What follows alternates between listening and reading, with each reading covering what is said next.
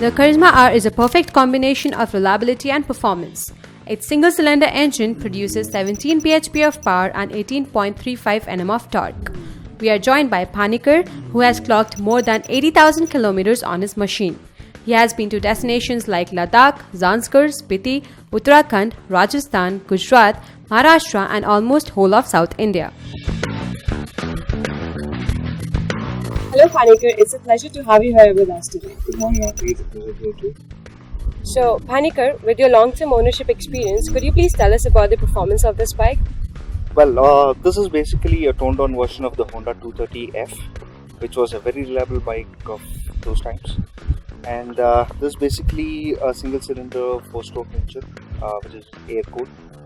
It produced about 80 Newton meters of torque and has max power of about 70 bhp. It does about 0 to 100 in about 13 seconds, which is pretty low by today's standards. But the good part of the bike has got very good usable low and mid range, which is very beneficial for both city riding as well as highway riding. Well, that was one of the key points why I picked this bike in the first place, because I was more concentrated on the relaxed riding nature of this bike. If you are a person who would like to ride a bike in higher rev range, this would definitely not be a choice. You shouldn't be even considering this. Or, as I said, if you are a relaxed rider, want to cover miles and miles over the day, then I don't think you need to look any further than this. Alright, so how about the complete feel of the bike, as in the terms of handling, braking, stability? Well, in terms of comfort, I would say this is like a couch. It's very comfortable to ride on. Both highway runs as well as city commute, it's very comfortable. And coming to the handling part of it, I wouldn't say this would be the best handler which is available in the market, but it's not that bad that you can discard it. You can just live with it. Coming to the braking part of it, the front rotor, the front tire is powered by a 270mm rotor with a Nissan caliper, which is pretty good. But the disappointment comes in the rear tire, which is basically powered by a drum brake. So the drum doesn't complement the front brakes efficiently. So it's a sort of letdown, I must say, to be very frank. Then coming to the cornering part of it, this is not a machine that you would like to corner on, because it doesn't give you that edge, or I would say that fraction of a second where you can correct yourself through the corner. I would say like maybe an R15 or a Duke. But well, again, this is not that bad that it would let you down anytime.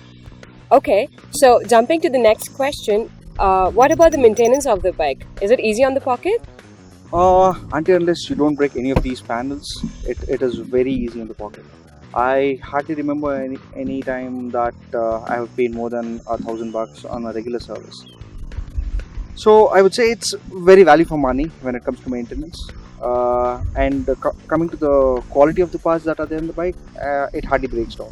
If it breaks down, there are a lot of compatible products, spare parts which are available in the market. Though the production of this bike has already stopped, there are a lot of components which can be swapped from other bikes. The OEM components itself, not the aftermarket one. So it's pretty easy on the pocket, nothing to worry about. Coming to the mileage part of it, on regular city commute, you would get anywhere about 32 to 35 kilometers per liter.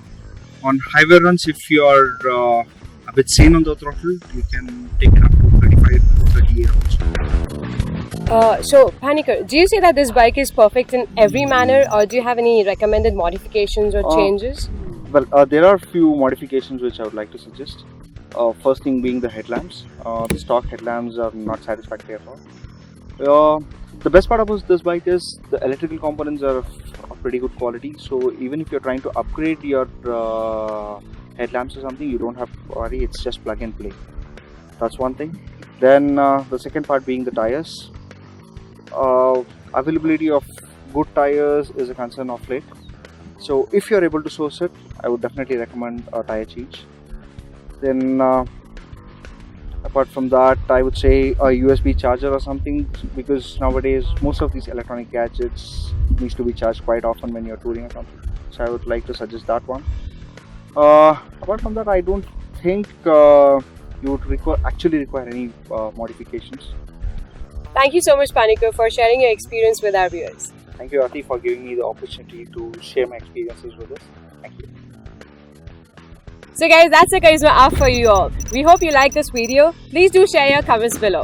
Thank you so much for watching. See you in the next video. Bye-bye.